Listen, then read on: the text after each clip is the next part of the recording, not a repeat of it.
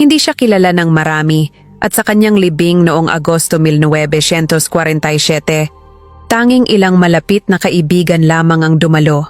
Walang anunsyo, walang parangal, para bang ordinaryong babae lamang ang pumanaw. Ngunit si Teresa Magbanua ay hindi ordinaryo. Siya ang tanging babae na nanguna sa mga tropang Bisaya laban sa tatlong mananakop, Espanya, Amerika, at Hapon. Isang asawa na sinuway ang asawang mayaman. Isang kapatid na nakipaglaban. Kahit namatay ang dalawang kapatid sa digmaan.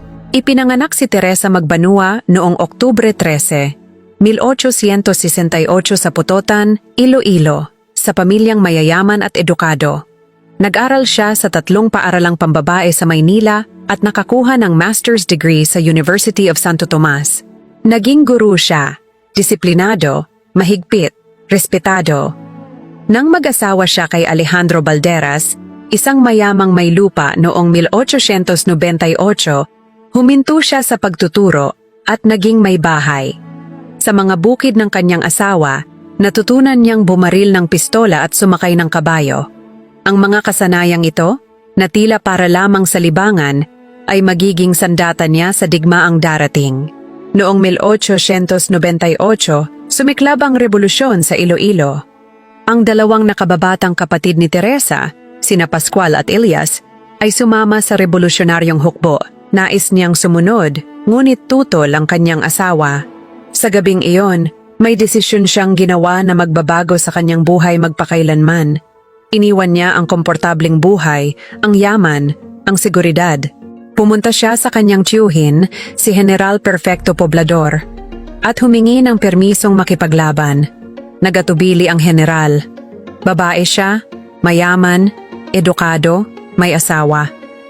Ngunit nakita niya ang apoy sa mga mata ni Teresa, ang parehong apoy na nakita niya sa mga mandirigmang lalaki.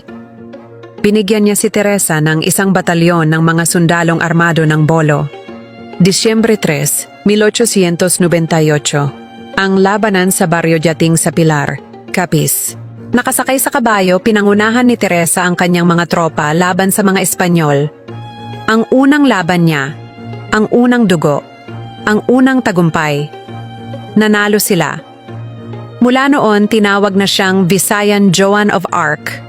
Ang kanyang mga sundalo ay tinawag siyang Nanay Isa, Ina at Pinuno, Protektora at Mandirigma.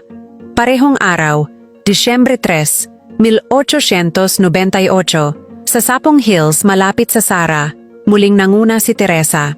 Higit ang bilang ng mga Espanyol, mas mahusay ang armas, mas sanay sa labanan, ngunit nanalo pa rin siya. Disyembre 24, 1898, Pasko, kasama sina General Martin Delgado at iba pang mga general, tinulungan ni Teresa na palikutin ang lungsod ng Iloilo. Nabawi nila ang lungsod mula sa mga Espanyol, ngunit dumating ang mga Amerikano. Pebrero 11, 1899, sa ikalawang labanan ng lungsod ng Iloilo, kasama ni General Delgado, ipinagtanggol ni Teresa ang lungsod laban kay Brigadier General Marcus Miller. Natalo sila, walang naitalang na sugatan na Amerikano.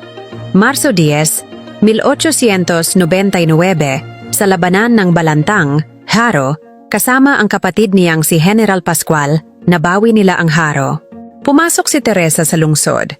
Nakasakay sa puting kabayo, pinaparangalan ng kanyang mga taumbayan. Tinawag siyang General Teresa Magbanua ng kanyang mga tropa at ng mga tao. Ngunit walang dokumentong nagpapatunay na opisyal siyang hinirang bilang general ng Philippine Revolutionary Army.